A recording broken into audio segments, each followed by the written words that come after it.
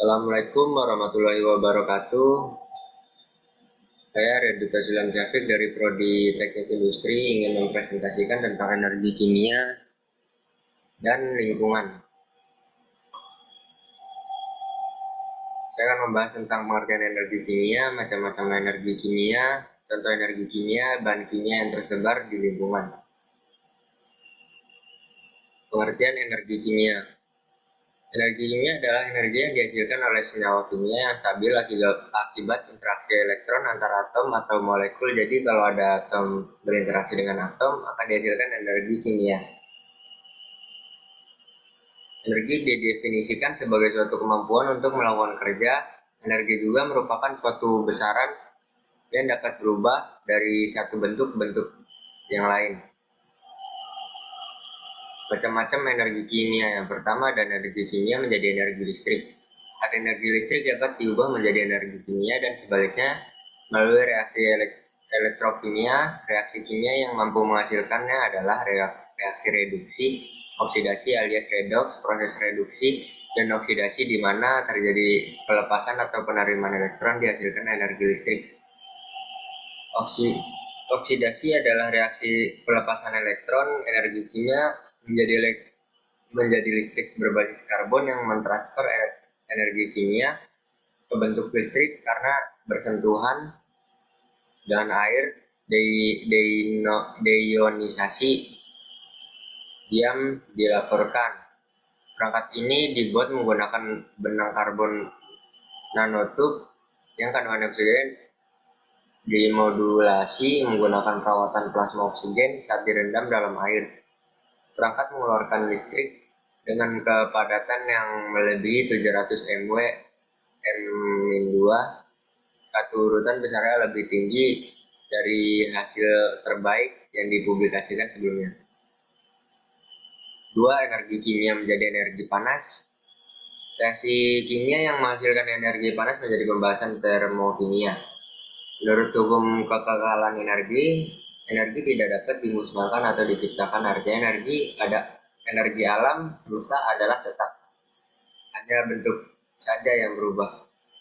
Jika ada energi yang menyertai suatu proses kimia ataupun proses fisika, sematanya terjadi perpindahan atau perubahan bentuk energi.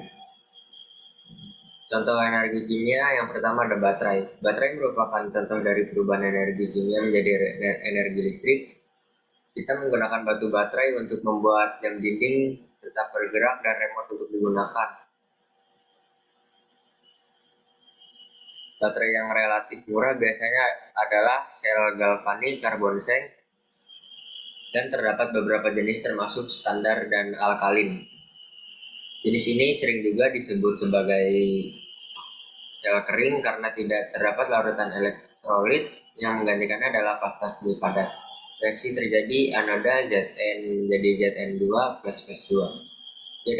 Zn akan melepaskan 2 elektron, kemudian katoda 2 MnO plus HO plus 2 menjadi MnO 20H dan menambahkan kedua setengah reaksi akan membentuk reaksi redoks utama yang terjadi dalam sel kering karbonsen. Zn plus 2 MnO2 plus H2O plus Zn plus Mn20 plus 20H. Baterai ini menghasilkan potensial sel sebesar 1,5 volt.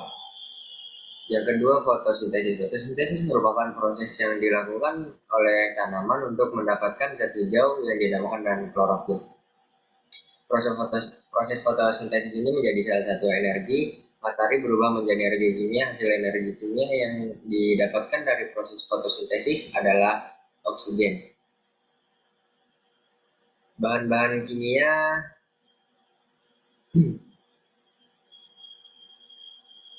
yang tersebar di lingkungan. Bahan-bahan kimia yang tersebar di lingkungan hidup ini berupa senyawa anorganik, karbon dioksida, nitrogen, dan mineral-mineral esensial lainnya. Senyawa organik yaitu protein, lemak, karbohidrat, vitamin, dan senyawa organik lainnya yang lebih kompleks dan sangat diperlukan untuk hidup, serta bermacam-macam logam. Bahan kimia ini tersebar dalam 3 media fisik lingkungan hidup, yaitu dalam udara, air, dan dalam tanah. litosfer. Yang pertama, bahan kimia dalam hidrosfer. Air merupakan salah satu dari 3 media fisik lingkungan hidup tempat terbesar bahan-bahan kimia. Bahan-bahan kimia yang mudah larut dalam air merupakan salah suatu pelarut yang baik. Selalu berada dalam lingkungan berupa larutannya. Oleh karena itu, di alam tidak ditemukan air murni bahan-bahan kimia yang melarut dalam air. Senyawa organik dan senyawa anorganik pada umumnya berupa larutan gas atau ion-ion.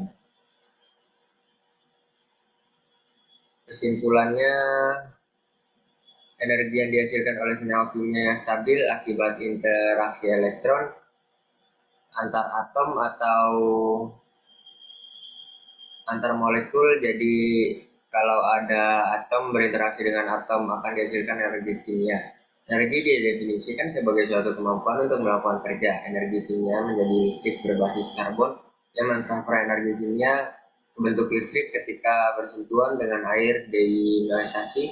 Bahan-bahan kimia yang tersebar dalam lingkungan hidup ini berupa senyawa anorganik. Bahan-bahan kimia ini tersebar dalam 3 media fisik lingkungan hidup, yaitu dalam udara, hidrosfer, dan dalam tanah, litosfer.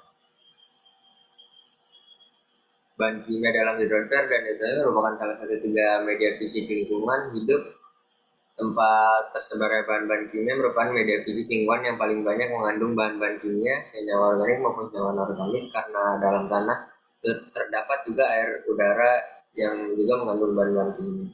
Sekian presentasi dari saya, kurang lebihnya mohon maaf. Assalamualaikum warahmatullahi wabarakatuh.